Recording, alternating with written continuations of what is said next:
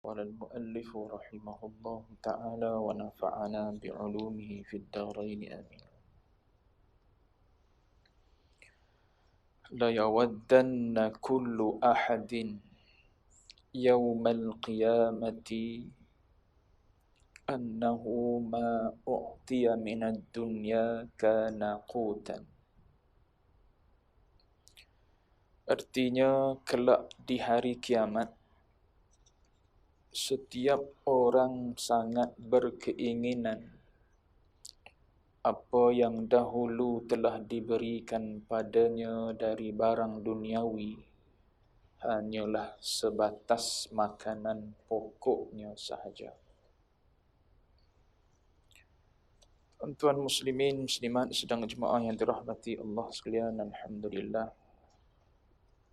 Sama dan selama-lamanya kita panjatkan puji syukur pada Allah dengan izin taufik hidayah Allah Ta'ala jua pada malam ini. Kita sambung lagi bacaan kitab Bekal Menuju Akhirat karangan Fadilatul Habib Abdullah Alawi Al-Haddad rahimahullahu ta'ala. Kita masih dalam perbicaraan berkenaan dengan hinanya dunia dan orang-orang yang tertipu dengan dunia.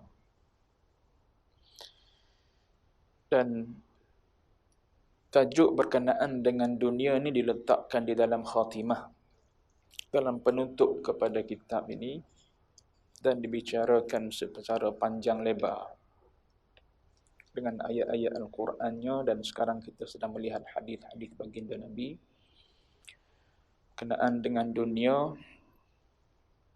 kerana bahayanya dunia ini.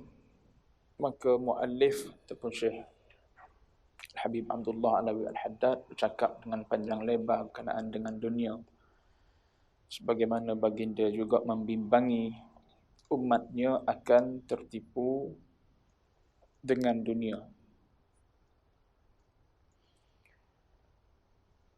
Jadi antara hadis yang disebutkan di sini ialah la yawaddanna kullu ahadin yaumal qiyamati annahu ma u'tiya minad dunya kana quta. Kelak di hari kiamat setiap orang sangat berkeinginan, keinginan yang mustahil, sebab dah sampai di hari akhirat dah. Tapi berkeinginan, keinginan apa?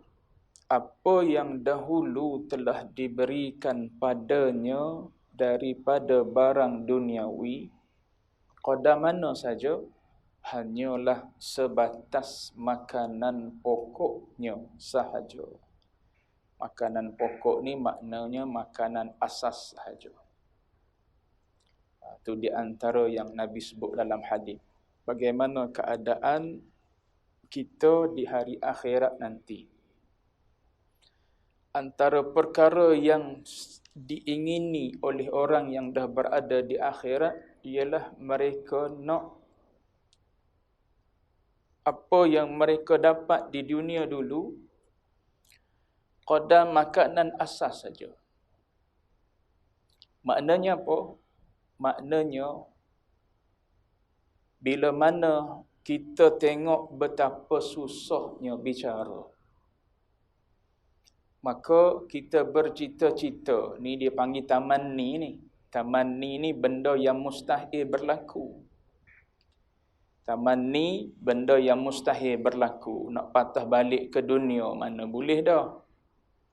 Sebab kita dah berada di akhirat, sebagaimana yang kita selalu sebut akhir surah An-Naba tu, ya laitani kuntu turaba. Tu dia panggil tamanni tu, bercita-cita pada hari kiamat nanti nak jadi tanah. Sebagaimana haiwan Allah Ta'ala jadikan tanah. Walaupun dua-dua dulu atas dunia tu, dua-dua ekor tu, Seekor duk khianat pada seekor yang lain. Seekor tu ada tanduk. Sedaklah dia duk tanduk kawan ni yang tak ada tanduk. Jadi di akhirat Allah Ta'ala nak zahirkan keadilan dia hatta pada haiwan pun. Padahal haiwan ni kalau tak balas pun tak ada ke syurga, tak ada ke neraka. Sebab tu lepas daripada Allah Ta'ala balas, Allah Ta'ala perintah dua-dua ekor tu jadi haiwan. Jadi apa? Jadi tanah dua-dua. Cuma Allah Ta'ala nak tunjuk pada kita betapa adilnya dia. Yang dulu atas dunia ada tanduk, duk tanduk yang tak ada tanduk ni, Allah Ta'ala tukar. Yang ni pula ada tanduk, yang ni pula tak ada tanduk. Berapa kali dia duduk tandukmu dulu atas dunia? 3 kali. Mu balas balik 3 kali pada dia. Selesai 3 kali tanduk, maka Allah Ta'ala perintah dua-dua jadi tanah.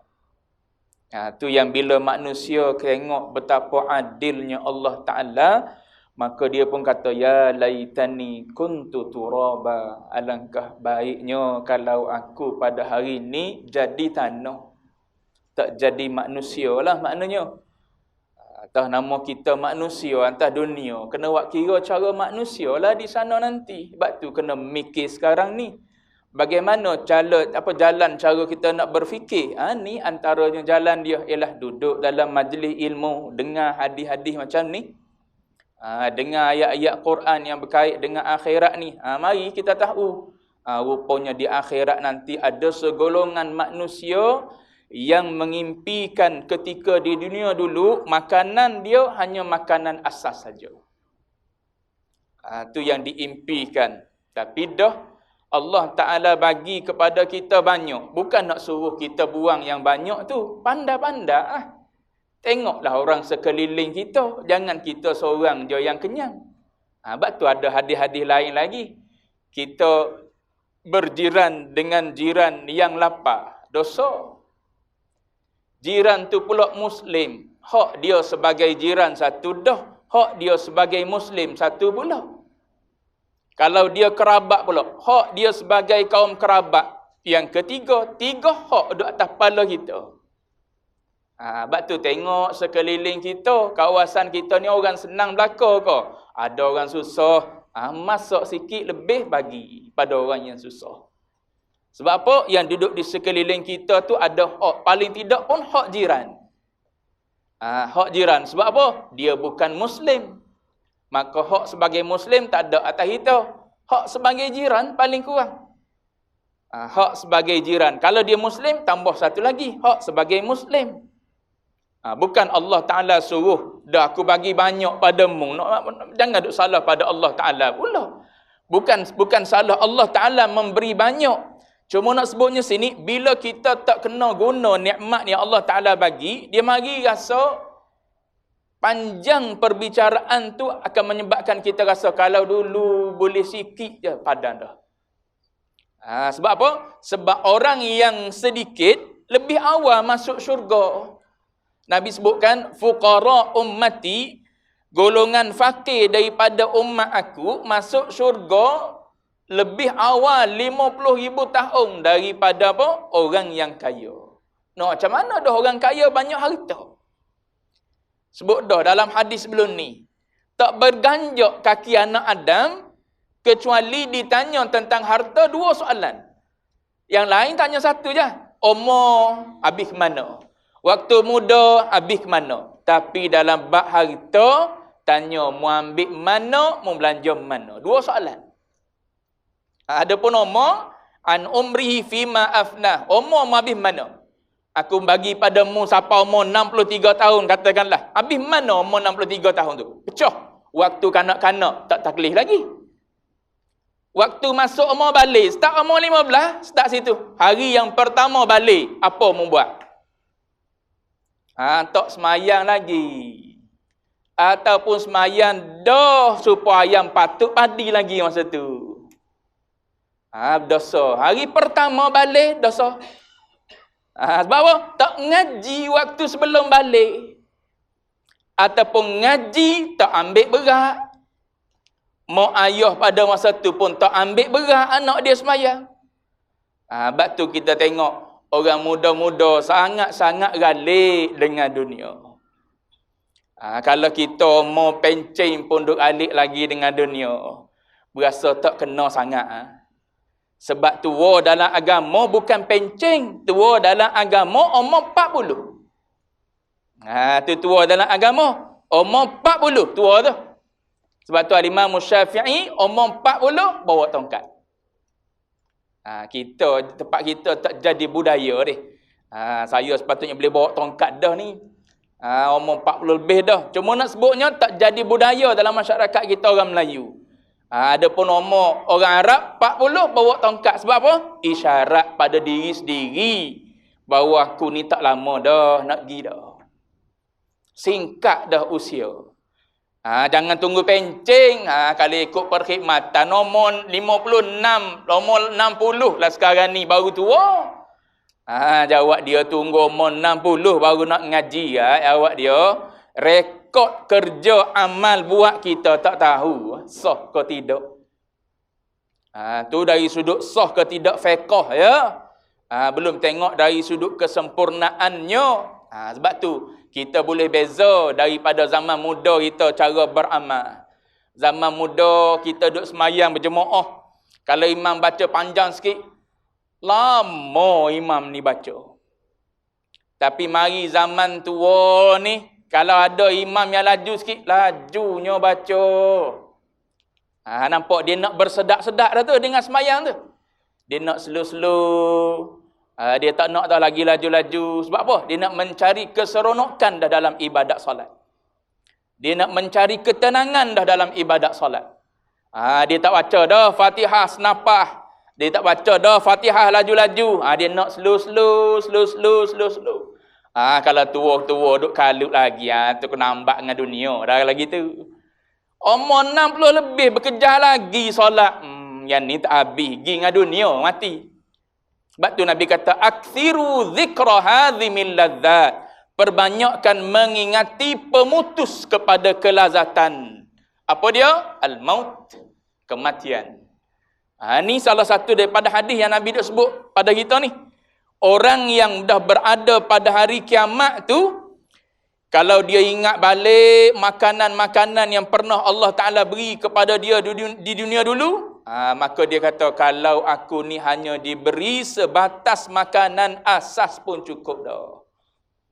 Maknanya apa? Ada nasi, ada lauk sejenis, ada air sejuk. Okey. Sebab tujuan asal makan bukan wajib li dhati, sebut dah. Makan bukan wajib li dhati. Bukan makan tu sendiri wajib dah. Makan ni wajib li ghairi. Kena faham? Maknanya, kalau tak makan, tak memudaratkan tubuh. Tak apa. Tak payah makan, tak apa. Satu hari tak makan. Tak ada masalah. Selagi mana tak memudaratkan tubuh. Habis itu makan tu, sebab memudaratkan tubuh. Sebab menyebabkan tubuh jadi letih. Tak boleh nak buat kerja, cari nafkah untuk anak bini. Nak cari belanja untuk hidup. Tak boleh. Sebab apa? Tak makan.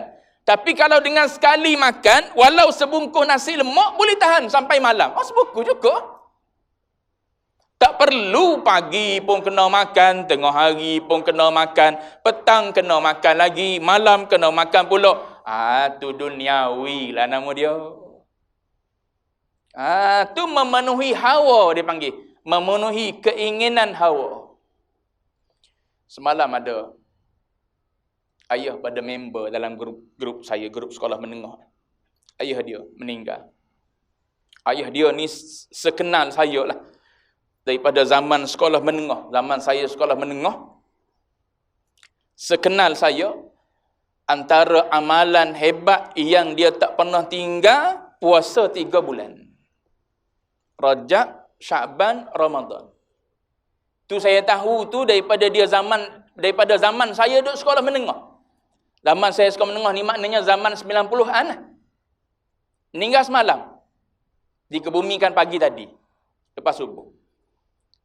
Antara amalan dia ialah masuk Rajab, start puasa lah.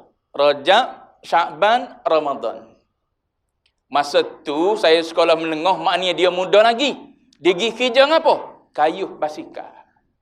Gi pagi balik petang, kayuh basikal. Jauh jugalah antara rumah dia dengan tempat kerja dia tu, kayuh basikal. Tuan-tuan bayangkan dalam tempoh 3 bulan puasa, kayuh basikal pagi, kayuh basikal petang. Tak miss. Tu. Kalau kita duduk dengan orang beramal, kita boleh tahu kita tak ada amal. Tapi kalau duduk sama kita, berasa kita ada amal. Sebab apa? Kita puasa bulan Ramadan, dia puasa bulan Ramadan juga. Kita ada terawih, dia tak ada terawih. Rasa lebih lah kita. Kita terawih 20, dia terawih 8. Rasa lebih lah kita. Puasa Ramadan sepadah kita dengan dia. Tapi malah bak terawih, aku terawih 20, gagah lagi. Cuba duduk dengan orang banyak amal. Tak ada amal kita. Isni khamis, dak-dak kita. Pas nak tunggu tu, 3 bulan, lagilah dak kita. Yang Syawal 6 hari tu pun, kalau ada ustaz-ustaz bagi tahu, Nabi hanya sebut hadis qauli. Ya, dia kata puasa 6 ni. Tak ada bunyi pun hadis fi'li. Ya, dia dengar tu rasa lega lalu tak puasa. Apa dia? Suka sangat orang-orang dengar perkataan-perkataan macam tu. Pendapat-pendapat agama orang ni macam tu. Hadis puasa 6 ni hadis qauli, ya dia kata. Hadis fi'li, hadis perbuatan Nabi sendiri puasa 6. Dia kata tak ada. Bila tak ada maknanya Nabi sendiri pun belum tentu buat. Orang pernah tanya babak yang sepanjang ni, babak yang jawab dah lah. Cuma nak sebutnya ada dah agama orang duk bunyi gitu. Bila sampai benda ni pada orang awam macam kita, sedap tu buah dia tu. Buah malah dipanggil. Buah ashabul pemalas. Boleh pegang sangat-sangat. Ni ada ni. Hadis qauli ya. Bila hadis qauli, kita tunggu hadis fi'li sekali ya. Perbuatan lain. Apa perbuatan lain yang Nabi sebut dan Nabi buat sekali? Puasa apa? Yang tu je kita ambil. Lepas tu mula puasa bulan Syawal tak ada dia. Padahal Nabi sebut siapa-siapa yang puasa Ramadan diiringi dengan 6 hari dalam bulan Syawal, maka dia umpama berpuasa setahun. Hadis ni, bila sebut hadis apa? Hadis ni ialah perkataan. Hadis. Perbuatan. Hadis.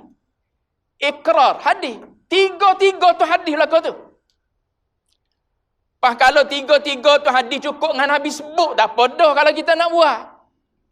Tapi gitulah tuan-tuan, zaman kita ni. Zaman orang hanyut, bukan orang lain lah, kita sendiri hanyut dengan dunia kita ni. Hanyut dengan nak beraya kalau musim bulan Syawal. Siapa tertangguh-tangguh puasa bulan Syawal. Sebab tu ulama sebut paling afdal, raya sehari, puasa 6 lalu, tu paling afdal kali. Tapi tak boleh kita nak buat. Macam mana masa tu duduk kapung lagi? Duduk dengan anak beranak lagi. Susah nak buat gitu. Yang susah tu pahala paling besar. Sebab tu, kaedah yang ulama letak, as-sawabu ataupun al-ajru ala qadri ta'am. Pahala mengikut qadar penat. Antara puasa hujung, lepas tak ada orang dah. Dengan puasa awal, mana lagi penat dari sudut nafsu? Penat awal lah.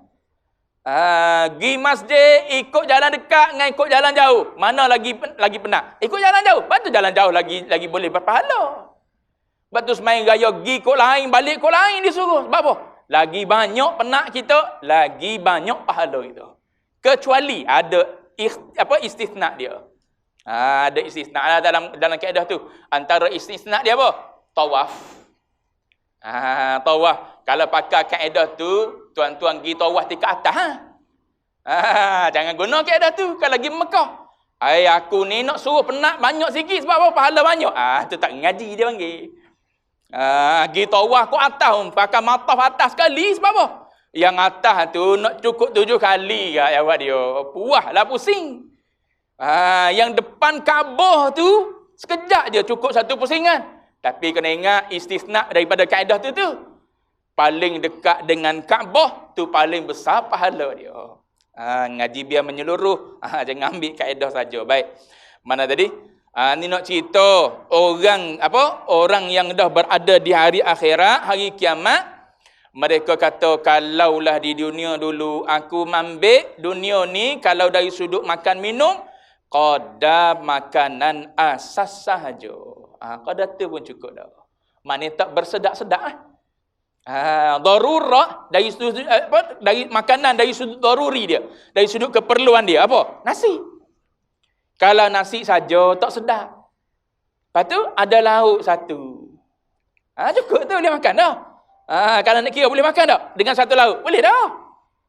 Tapi doa dia nak hajiat. Digi kepada yang kedua, keperluan yang kedua, yang jauh sikit. Yang ini daruri, mesti kena ada sejenis lauk. Seketul ayam, tu dipanggil daruri, perlu ada. Untuk menyedapkan kita makan nasi. Kalau nasi putih saja tawar. Kalau ada yang kedua, tu dipanggil hajiat, keperluan tu. Tambah apa? Tambah sayur. Keperluan untuk apa? Untuk tubuh badan kita.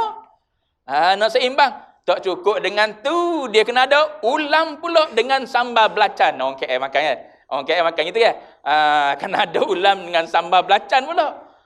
Ulam dengan sambal belacan itulah menyebabkan sepinggan tak cukup. Kalau nak kira, cukup dah. Sepinggan. Sedap pula sambal belacan sini. Kawasan apa yang seorang ni buat sedap pula sambal belacan. Tak pernah jumpa lagi sambal belacan sesedap ni. Tambah nasi sikit lagi. Padahal cukup dah dengan sepinggan tu. Tapi dah tu dipanggil tahsiniyat, dah dipanggil. Baik. Ni nak ceritanya ialah orang yang berada di akhirat. Apatah lagi kalau kita ambil makanan bukan dengan tujuan niat nak beribadat pada Allah. Lagilah bersoal jawab. Ni kalau kita niat makan sikit dengan tujuan nak beribadat, tak apa, jadi akhirat. Walaupun nama dia makan nasi. Walaupun nama dia makan nasi dengan lauk, minum air. Tapi tujuan dia nak jadikan diri kita ni boleh beribadat pada Allah Ta'ala. Keluar rumah cari nafkah RM1, RM1, RM2 untuk anak bini kita. Semua tu boleh pahala ukhrawi belaka. Baik. Ni cerita orang galik dengan dunia, galik dengan makan. Ni food hunter ni kena dengar hadis ni. Baik. Mana tadi? Yang kedua.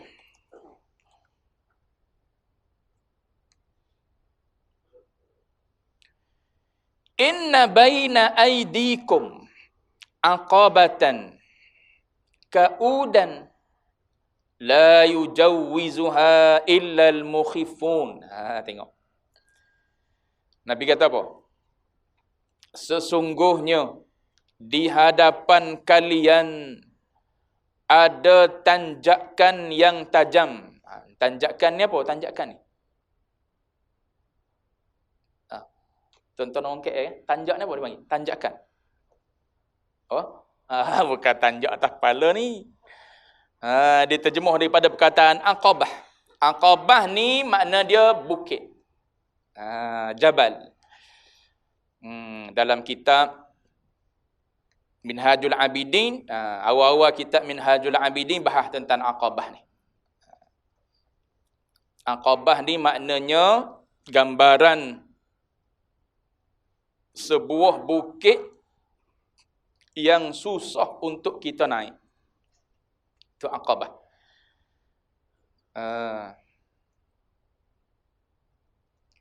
Baik, Nabi kata apa? Sesungguhnya di hadapan kalian ada tanjakan yang tajam, yakni ada bukit yang susah untuk dinaiki. Nabi sebut baina aidikum tu maknanya ma ba'dal maut.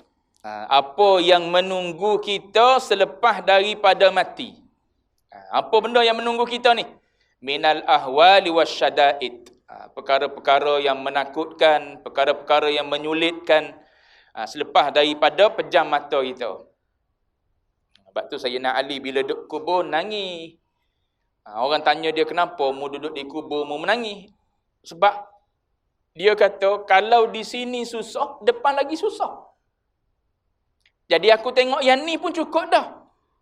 Tengok kubur ni pun cukup dah. Kalau aku tahu sini susah, depan lagi akan susah. Tu yang dia kata inna baina aidikum ni, depan kamu ada apa? Aqabatan ka'uda. sebuah bukit yang sukar untuk didaki. Tu Nabi sebut, maknanya duduk depan kita. Kalau mati duduk depan kita tu umpama seperti bukit yang susah nak didaki dah, maknanya semakin ke depan semakin susah. Semakin ke depan semakin susah. Kemudian Nabi kata, la yujawizuha, tak boleh melepasi ni. Melampaui kita dia guna.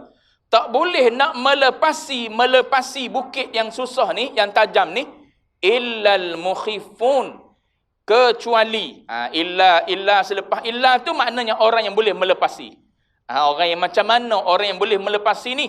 Al mukhifun, Nabi kata, iaitu orang-orang yang ringan. Orang-orang yang ringan ni, orang yang macam mana orang yang ringan ni? Ada kisah antara Sayyidina Umar bin Al-Khattab dengan Uwais Al-Qarani. Uwais Al-Qarani ni maklum. Uwais Al-Qarani ni Sayyidut Tabi'in. Walaupun dia ni sempat dengan zaman Rasulullah, Uwais Al-Qarani ni. Cuma sebab khidmat dia kepada mak dia, jaga mak dia, dia tak pergi bertemu dengan Nabi. Tapi nama dia ni dah disebut oleh baginda Nabi dan beritahu kepada Abu Bakar As-Siddiq, kepada Umar bin Al-Khattab, andai engkau bertemu dengan lelaki ni yang bernama Uwais Al-Qarani ni, memintalah supaya dia doakan engkau. Sebab doa yang dipanjatkan oleh Uwais Al-Qarani ni tidak ada hijab. Tu barakah dia. Khidmat kepada mak dan ayah mak dia. Baik. Selepas daripada kewafatan baginda Nabi, maklum, Uwais Al-Qarani datang dengan rombongan daripada Yaman. Tapi sebab dia ni orang biasa, tak duduk dalam gerombolan ataupun kumpulan orang-orang yang berharta yang datang daripada Yaman dengan cukup kelengkapan dan sebagainya. Jadi Umar ni tercari-cari, mana Uwais Al-Qarani ni? Tanya rombongan ni, tanya khemah ni, Uwais Al-Qarani. Lalu orang bagi tahu. Akhirnya saya pendekkan cerita, Umar bertemu dengan Uwais Al-Qarani ni. Bila Umar bertemu dengan Uwais Al-Qarani, yang pertamanya Umar minta supaya Uwais Al-Qarani doa lah, sebab Nabi ajar gitu. Kemudian sebab mulianya Uwais Al-Qarani ni sehingga Nabi sebut nama dia, walaupun Nabi tak pernah lihat Uwais Al-Qarani ni. Lalu Umar menawarkan, dalam keadaan Umar tahu susahnya hidup Uwais Al-Qarani ni, dia tawarkan kepada Uwais Al-Qarani, dia nak bayar. Ni nak bayar nafkah lah, maknanya nak bagi duit imbuhan lah bulanan kepada apa? Kepada Uwais Al-Qarani. Fa'abaha, Uwais Al-Qarani menolak. Kalau kita suka ni, tiba-tiba orang nak bagi duit bulanan pada kita. Uwais Al-Qarani pun menolak. Lalu dia kata apa kepada Umar? Dia kata, lebih kurang hadis ni. Dia kata, ya Amiral Mu'minin, inna baina yadayya wa yadaika. Sesungguhnya apa yang ada di depan aku dan apa yang ada di depan engkau. Apa yang ada? Aqabatan ka'uda. Perkataan sama. Sebagaimana Nabi guna, perkataan tu yang diguna. Ada di depan aku dan di depan engkau, apa yang ada? Bukit yang susah untuk didaki. Bukit ni tuan-tuan, dia tasbih lah. Gambaran. Nabi nak gambarkan betapa susahnya benda yang ada di depan kita ni, Nabi gambarkan bukit. Sebab apa? Dekat dengan apa? Dengan akal kita. Dekat dengan cara kita berfikir. Orang yang nak naik bukit ni, orang yang jenis hiking. Orang yang jenis hiking. Kita ni kalau nak hiking, bukan hari ni nak esok nak hiking, pagi esok boleh pergi terus dah. Orang yang nak hiking ni, nak pergi hiking katakanlah Gunung Kinabalu katakanlah. Bukannya nak pergi katakanlah hujung tahun, sehari sebelum tu pergi naik lalu. Dah. Dia kena praktis dulu ni. Alat-alat ni kena beli dah ni. Kayu tongkatnya dengan kasut hikingnya. Lepas tu kena naik dah ni. Bukit-bukit yang ada di Kuala Lumpur ni. Hujung-hujung minggu kena pergi Bukit Melawati. Mana dah? Kuala Selangor ke? Pergi naik dulu. Ni, Wangsa Maju. Bukit apa nama dia? Tuan-tuan bukan jenis hiking Bukit Broga ke bukit apa ke mana, kena pergi naik dulu. Praktis dulu. Sebab apa? Sebab body kita tak boleh nak terus naik tempat tinggi yang kita tak pernah naik. Tapi kalau dah biasa, tuan-tuan boleh tengoklah orang yang apa? Bawa tong gas naik bukit apa? Gunung Kinabalu. 2 kali sehari dia naik turun. Bawa apa? Tong gas. Dia panggil apa tahu? Istilah dia ada istilah dia. Bawa tong gas. Yang bawa tu pula bukan lelaki, perempuan. Jauh gagah daripada kita lagi. Nak beritahunya ialah bukan senang nak mendaki bukit. Tu Gunung Kinabalu yang orang dah buat jalan dah. Dah ada tangga dah. Tu pun waktu mendaki je seronok. Waktu turun jawab dia sakit lutut lah. Sebab apa? Tahan dengan tumit ni. Kita duduk sabar ke dulu. Waktu naik seronok. Tapi waktu turun jawab dia tahan dengan tumit nak turun. Tu zaman bujang tak apa. Zaman perut dah boroi jangan buat. Turun dengan jenazah semua. Pergi rasa nak naik Gunung Kinabalu. Pergi kita hujung tahun ni tanpa praktis apa-apa. Naik tak sapa tengah apa-apa, tak sapa ke laban rata. Orang buat turun dah jenazah kita. Tuan-tuan tengok berapa ramai ada apa rakyat Malaysia yang meninggal atas Gunung Everest. Tu berapa ramai dah orang meninggal atas tu, yang kita tahu tu sebab ada rakyat kita yang meninggal atas tu. Tu duduk atas tu dah tu. Nak beritahu suasana berbeza duduk bawah dengan duduk atas. Tu Nabi sebut gambaran aqabatan kauda. Nak beritahu, di depan kita ni itulah gambaran dia. Susahnya di depan. Selepas mau mati, kalau mau mati, tidak mati atas nama Islam. Islam lah. Boleh jadi iman kita ke mana dengan tak mengaji. Boleh jadi i'tiqad kita ke mana dengan kita tak mengaji. Lepas tu amal ibadat boleh jadi sah dari sudut fiqh tapi tak sah dari sudut dari sudut tasawuf, tak kabul di sisi Allah sebab apa? Tak ada ikhlas dan sebagainya. Menyebabkan mati kita atas nama Islam tapi yang berdepan dengan kita selepas daripada mati. Soal dalam kuburnya, bangkit selepas daripada tunya, hisab, bicara dan sebagainya susah. Tu Nabi gambarkan aqabatan kauda. Lepas tu, yang mudahnya ialah orang yang tak akan hadapi kesusahan-kesusahan ni ialah al-mukhifun. Tu kata Uwais Al-Qarani, depan aku dan depan engkau ada aqabatan kauda la yujawizuha, dia kata. Tak akan boleh melepasinya illa kullu dhamirin mukhifun, kecuali orang-orang yang mempunyai sedikit soal jawab dia. Mukhif ni maknanya benda yang dibawa tu ringan je dari sudut duniawi. Akhirat banyak. Tu maknanya mukhifun. Al-mukhifun ni maknanya orang yang bawa dunia dia tak banyak. Harta pun tak banyak. So tak banyak soal jawab dia. Nak soal apa? Harta tak ada. Ada harta bagi siap-siap. Anak ni ambil banyak ni, anak ni ambil banyak ni. Siap dah bagi pada anak-anak. Kita tak ada apa. Nak buat apa lagi? Kita cukup makan satu hari sekali pun jadilah. Gigi pun tak ada dah. Nak kunyah kambing lagi. Gigi pun tak ada dah. Orang muda yalah dia nak makan kambing bakar dan sebagainya, dia ada gigi. Kita gigi pun tak ada dah. Nak makan KFC, boikot. Nak makan apa lagi? Nak makan Medi, boikot juga. Nak makan apa? Baiklah bagi pada Palestin. Tuan-tuan tengok hari itu rancangan dalam TV. Bila ada NGO yang buat sumbangan barang-barang untuk dihantar ke bumi Palestin. Rancangan apa hari Ahad ke apa itu tuan. Dibuat secara langsung. Berpusu-pusu orang hantar. Yang pengacara tu cerita sampai dia keluar bawa video tu keluar tunjuk kat luar tu bagaimana kereta demi sebuah demi sebuah kereta datang.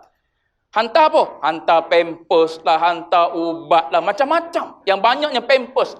Disebut yang pampers ni bertantan, satu kargo yang bertantan tu penuh dengan pampers nak hantar ke bumi Palestin. Tu nak cerita pemurahnya orang. Kita dah ada menyumbang ke tidak tak tahulah. Tanya masing-masing lah. Cuma nak sebutnya ialah betapa pemurahnya orang. beri kepada apa, kepada rakyat Palestin. Tu tak tahu lagi boleh masuk ke tidak. Yang terbaru sampai ke bumi Mesir ya. Dah dibuka untuk masuk, baru boleh masuk pun dalam 20 lori je. Itu saja yang dibenarkan masuk. Lepas tu sekat pula. Lepas tu masuk pula boleh jadi macam tu lah. Cuma nak sebutnya, betapa orang yang berfikir untuk akhirat mereka, ini peluang untuk aku buat. Kita, boleh percaya ke ni akaun ni? Boleh percaya ke ni? Duduk gitu, duduk dengan boleh percaya ke boleh percaya. Last sekali tak bagi apa-apa. Soal boleh percaya tak boleh percaya, itu soal dia. Dia tipu lah. Kita dah menyumbang boleh pahala dah kita. Dah keluar dalam TV, duduk dalam TV, dah takkan tipu lagi. Walaupun diingatkan kepada kita oleh apa? Oleh menteri sekalipun. Jangan tertipu dengan apa? Orang-orang yang mengambil kesempatan. Yang tu kita tak nafikan. Memang ada orang yang mengambil kesempatan. Cuma nak sebut dari sudut pahala, kita dapat. Dari sudut dosa dia menipu, dia lah tanggung. Cuma nak sebutnya ialah sejauh mana kita nak kepada akhirat kita. Supaya senang. Ni dah duk simpan. Sayang nak bagi. Ramadah tu orang bagi tu, biar orang bagi. Ada juga jenis orang macam tu. Ramadah orang bagi tu tak apa. Dia kira dia makan. Bumi Palestin ni tuan-tuan. Kalau pergi ke Palestin. Kalau kita pergi, rakyat dia menggelarkan kita ni pergi ke negara kita. Kita pergi ke negara dia ni, dia kata kita ni pergi ke negara kita lah. Cuma dia ni orang yang hanya diamanahkan Allah Ta'ala untuk jaga je. Kita Allah Ta'ala lahirkan di bumi Malaysia. Tapi sebenarnya kita adalah Allah Ta'ala sebut ini kan. Allah Ta'ala mewariskan dunia ini kepada golongan yang soleh. Maknanya bumi ni pada hakikatnya milik orang soleh. Cuma aku Allah Ta'ala lahirkan di bumi Palestin. So aku ni orang yang Allah Ta'ala amanah untuk jaga bumi ni. Kalaulah sistem dunia tak membahagikan dunia ni dengan sempadan negara, maknanya setiap tanah ini adalah milik orang Islam semua. Sebab apa? Allah Ta'ala kata, yarithuha ibadiyas salihun. Aku wariskan bumi ni adalah untuk hamba-hamba aku yang soleh. So maknanya bumi ni adalah bumi milik kita, bukan milik orang-orang kafir. Bukan milik orang-orang yang tidak beribadat, tidak mengabdikan diri pada Allah Ta'ala. Sebab tu bila kita pergi ke Palestin, dia kata selamat datang ke negeri kamu. Dia menganggap kita ni adalah sebahagian daripada mereka. Ni negara kamu ni. Cuma kami yang berada di sini diamanahkan oleh Allah Ta'ala untuk menjaga bumi ni. Satu masa nanti kamu akan mengambilnya kembali. Itu perkataan-perkataan dia. Jadi kalau kita tak terasa langsung dengan apa yang berlaku pada mereka, dengan kita masih ada sayang pada duit, wang ringgit kita dan sebagainya, paling-paling tidak, tolong angkat tangan doa pun tak apalah. Ni nak angkat tangan subuh, nak amin pun malah. Imam depan ni duk baca Allahumma aizal Islam wal muslimin. Kita nak sebut amin pun malah. Tak tahulah kita mikir apa, tuan-tuan. Kita orang Melayu ni satu hal lah sebab tak faham doa tu. Tapi paling-paling tidak doa kunut ni tiap-tiap tempat imam berhenti tu amin je lah. Kan biasa kita baca gitu kan, Allah mahdini fiman hadait, amin. Wa afini fiman afai, amin kan. Imam tu baca gitu. Dia sambung dengan kunut nazilah. Kita amin je lah. Dok juga Melayu kita ni, tuan-tuan. Kalau negara Arab, tuan-tuan, bergemarlah dengan amin tu.